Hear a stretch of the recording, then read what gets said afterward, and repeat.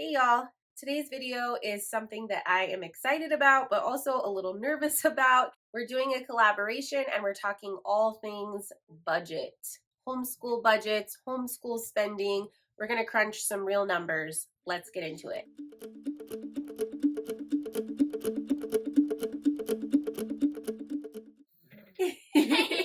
You love the camera. You goofball. You goofball. First of all, welcome back to the channel. If you're new here, I'm Kaela. I'm a second generation homeschool mom to 3 girls. I'm currently homeschooling 2 of them because this one is not quite ready for lessons just yet, as you can see. As I mentioned before, today's video is actually a collaboration with a few other secular homeschool mamas here on YouTube. The collaboration is being hosted by Shauna from Making Everyday Magic. If you haven't already checked out her channel, I highly recommend that you do so. I will link her information and the collaboration playlist in the description box below in case you're interested in seeing a variety of how homeschool mamas budget or how much all of this homeschooling actually costs us. So personally, I have never shared our homeschool budget or even cost of things. At least I don't think I have. I definitely haven't made a whole video for it. And there's kind of a reason for that, honestly. I am not the best at budgets. I'm just gonna be honest. It's not a strong suit of mine. So because I wanted to join this collaboration, I actually took a look, really an even more thorough look than I normally would, at what I actually spent so far in planning for our 2023-2024 school year, any upcoming expenditures, so things that I'm looking to buy but haven't bought yet. And I also noticed a couple things that I actually saved on because I didn't need to purchase them this year, since they're resources that I already have on hand and I plan on just continuing to use or beginning to implement in the next school year. We are, for the most part, a single income family. That being said, even though I don't have a strict budget that I come up with every year in advance, I definitely have to be mindful of how much we are spending on everything and anything. But included in that is how much we're spending on our homeschool curricula, homeschool supplies, any resources or books. I don't know that it really counts as budgeting, but I definitely count the cost. I definitely keep track of how much we spend. And I try to look for ways to save money in any way that I possibly can. Because if you're anything like me, it can add up really fast. I love all the pretty books. I love all of the pretty manipulatives. I love all of the pretty resources that I see on Instagram. I typically use our income tax return for the bulk of the purchases. There have been a couple of times where that hasn't worked out. And for the years where it didn't work out, I would just purchase things little by little instead of all at once. It's not rocket science. I told you guys I am not a budget queen. You guys are probably all better at this than I am, so I'm definitely not trying to give any tips or advice on budgets. I'm just trying to be transparent. So here's what you've been waiting for, what I have actually spent. I'm gonna start with my middle daughter. So these are things I purchased for her first grade year. For her math, I was able to have some savings there because both of my girls use Singapore Math, their Dimensions program. So when I buy a teacher's guide for any given level, I can automatically reuse that. The 2 textbooks for first grade, 1A and 1B, they were in great condition with no markings, so she is going to be using those this year. So what I needed to purchase were the workbooks. There are 2 of those for 1A and for 1B, and the test books. And there are also 2 of those for 1A and 1B. So a total of 4 books I needed to purchase for her entire first grade level of math. And the grand total of that was $68.52. That is including shipping. If you're planning on using Singapore Math, you might want to check their sales section on their website. They do sell, I think they're just like minorly damaged books on their sale section, or they might be returned books at a discount. I've bought those before, and usually the damage is so minor that it's not even noticeable. I wasn't able to take advantage of that in this case because they didn't have the particular books that I needed, but I always check that section first. The next thing that I bought for Margaret for first grade was I actually put in a big order with Dash into Learning. So I bought all 3 of their handwriting books. They sell them in a bundle. And I also bought all 3 levels of their reading phonics curricula. I actually meant to make those purchases for her last year, but I never got around to it. So I went ahead and did it this year. She's already started to use them. She already loves them. So I'm glad that we were able to get these for her. Here's the total of what I spent on these Dash into Learning products. $186.64. The last thing that I purchased for her first grade year is the next level of 180 days of spelling and word study, level 1 for first grade. These workbooks are so affordable, so yay for that. I found this level on Amazon for $13.99. Done. For reading, Margaret is finishing up All About Reading level 1.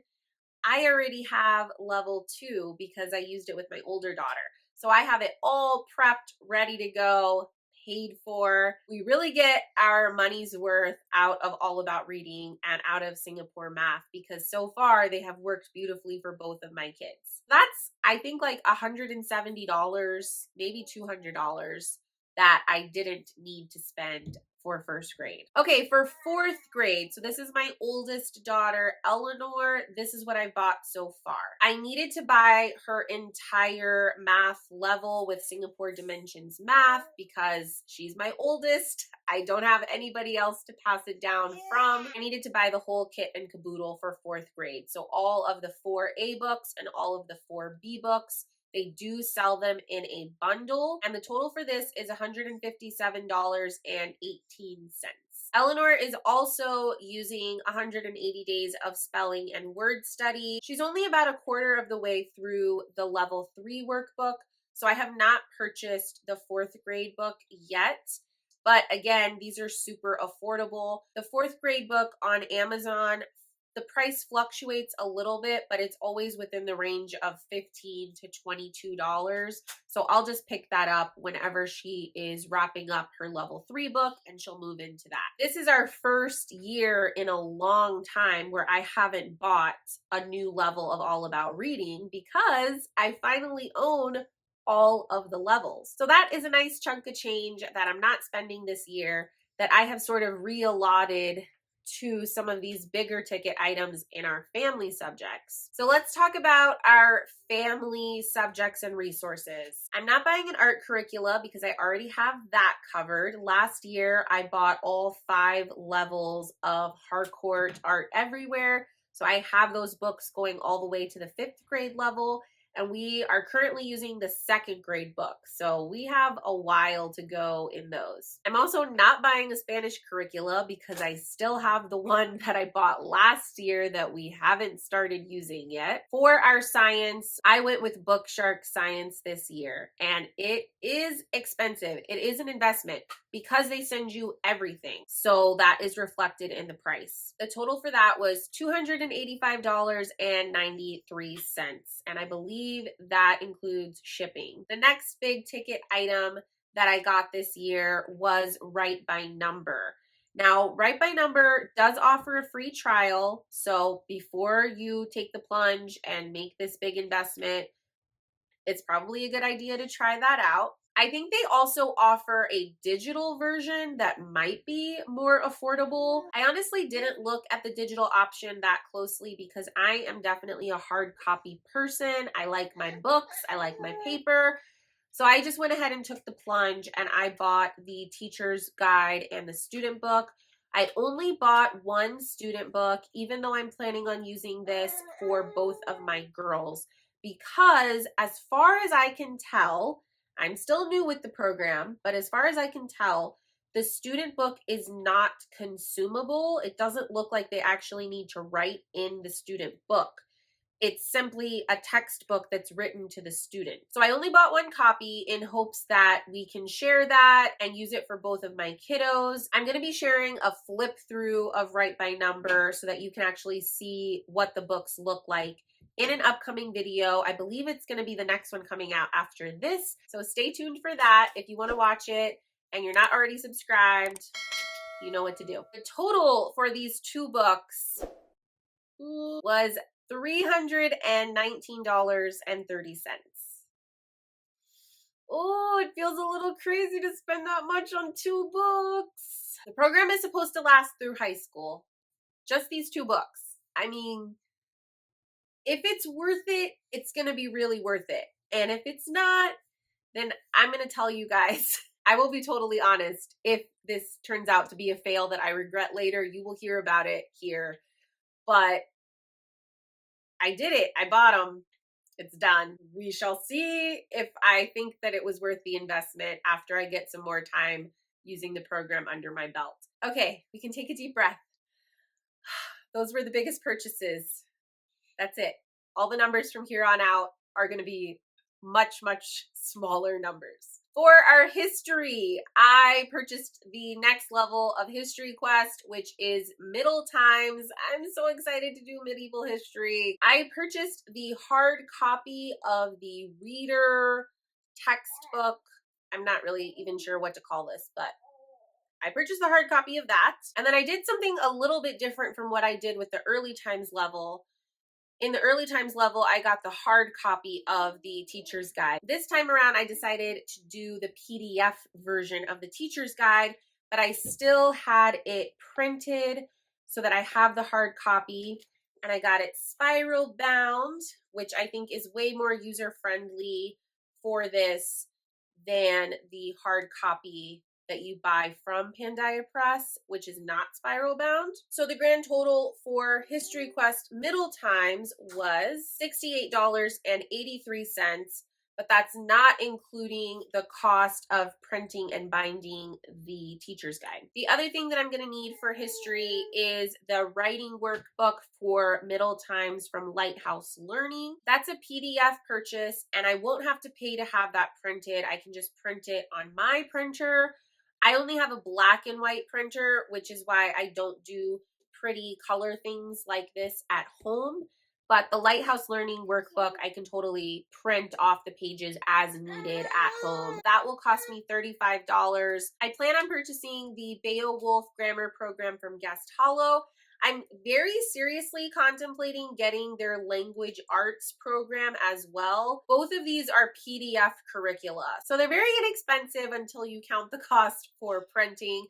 But I think overall, it'll still be pretty affordable. If I just get the grammar, the PDF curricula costs $45. If I do the grammar and the whole language arts program, it'll be $70.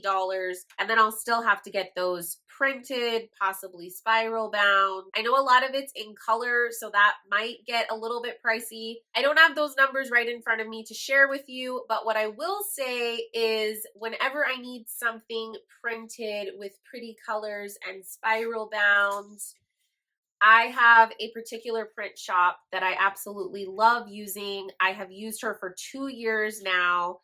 She is a homeschool mom who runs this print shop business out of her home. And I love supporting small businesses, especially homeschool mama small businesses. You can't get much better than that. The print shop that I love is Watson Family Press. I will share her info down below as well, just in case you are also looking for a print shop for your homeschool printing. The quality of their work is fantastic, and I have not been able to beat her prices literally anywhere. Also, if you follow her on Instagram or you're on her mailing list, she frequently has sales and discount codes, and that goes a long way. So now let's talk about a few little extra expenses. Professional development, resources that are going to help me to be the best home educator that I can be. This year, the main one that I have my eye on is this book called The Writing Rope. I've gotten so many people suggesting that I buy this because I have been sharing about the writing revolution and Write by Number and just sort of our general focus on good quality